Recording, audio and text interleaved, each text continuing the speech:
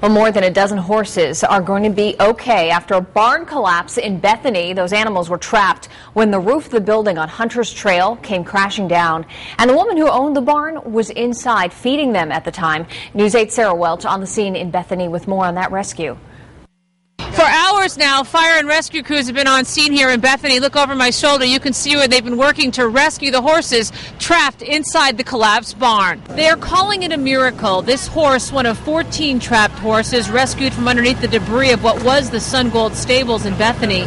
Neighbors out shoveling heard the walls come crashing down. All of a sudden, you just heard a loud crash. You know, it was like an explosion I heard.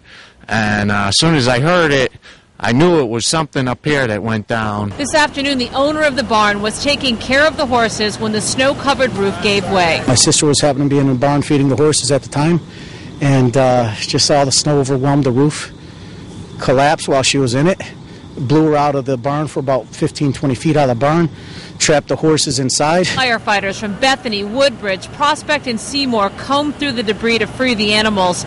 Area veterinarians and horse lovers also rushed to the scene to help.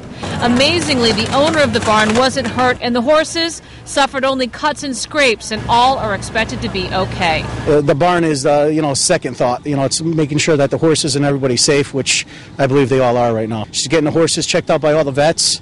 Vets are checking out all the horses. We're putting them in trailers right now and putting them into safe homes. The owner of the stable can't thank enough all the people, the firefighters from Bethany and the surrounding communities who responded to this emergency, knowing it could have been so much worse. On the scene in Bethany, Sarah Welch, News 8.